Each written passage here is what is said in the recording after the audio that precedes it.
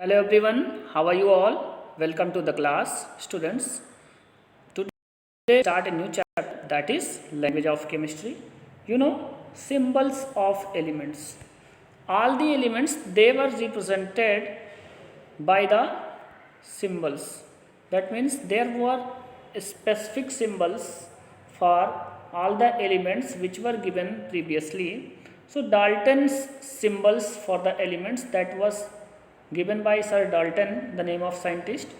So here you will represent the oxygen from this symbol and carbon from this, oxygen, phosphorus, sulfur. These symbols are very important for you, and iron, copper, then silver, then gold, lead. These are the symbolic representation of elements. Students, the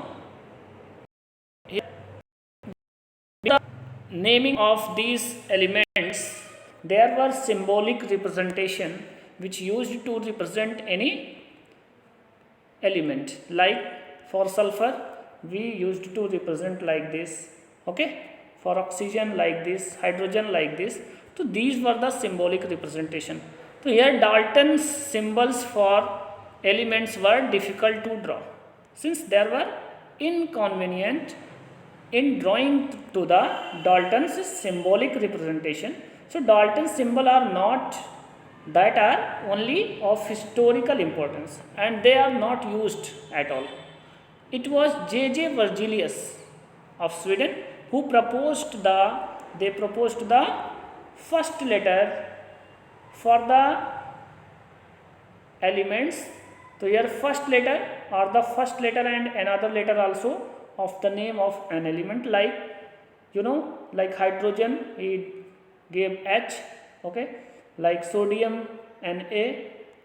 Now modern symbols of elements. So the symbols of elements is the first letter or the first letter with another letters also of the English name or Latin names of the elements. So the symbol of hydrogen that is H, the symbol of oxygen that is O, like that symbol of carbon that is C, that calcium represented by Ca, this carbon C, chlorine Cl, like that. So you will learn here that the symbols of different elements that are given here, like hydrogen represented by H, sulfur S, chlorine Cl, argon Ar, calcium Ca, carbon C. So these all are the are the symbols by which we representate to any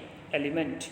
So now English names of elements, that sodium, since its Latin name, this table is very important, students, since here the Latin names about we will study here.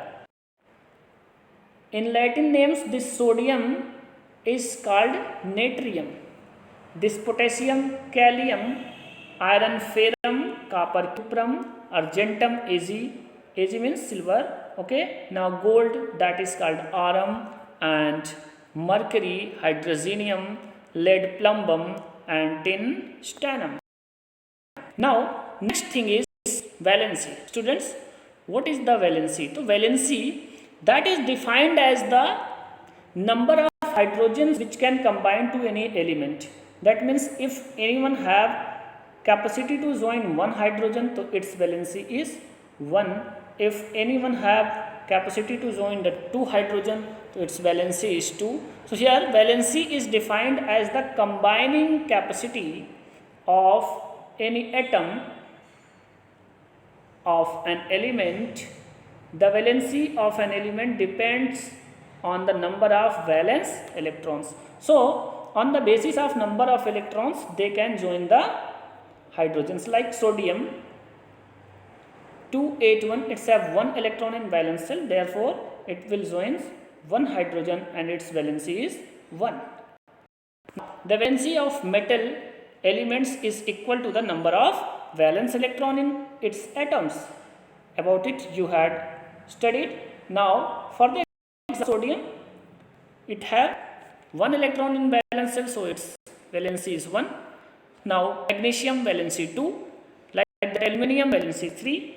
So elements with variable valencies, you know students, some elements are there which shows the variable valencies. That means they can show the valencies more than one. That means that ferrum that contains 2 and 3 valency, and mercury 1 and 2 valency, copper 1 and 2 valency, lead 2 and 4 valency, and tin 2 and 4 valency. So these are the variable valencies of the given elements.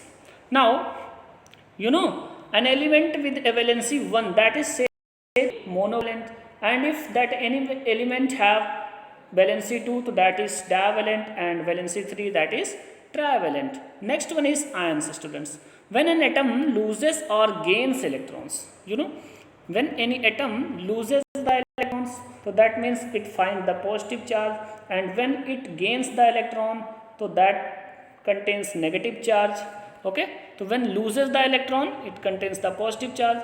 So that means like sodium, you know, it loses one electron. It's one electron which is in valence shell, it loses it and contains the sodium ion. But in case of chlorine,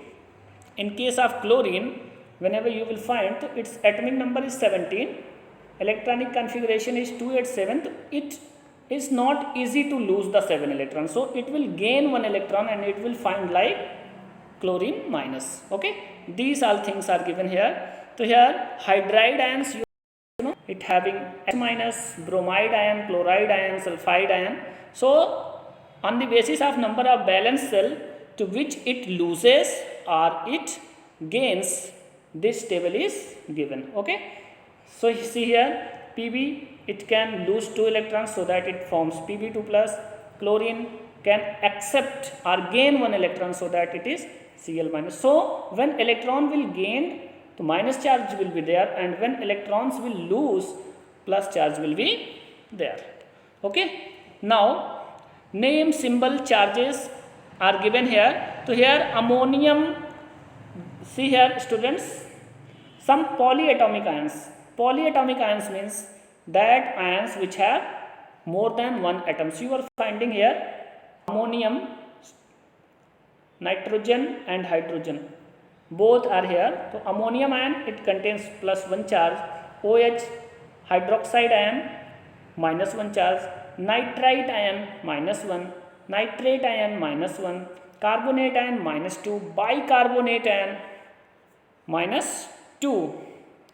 Okay, now next one is sulfite ion. This one is SO32. Students, you have to note it that this SO4 is the sulfate and SO3 is the sulfite, and this S is the sulfide.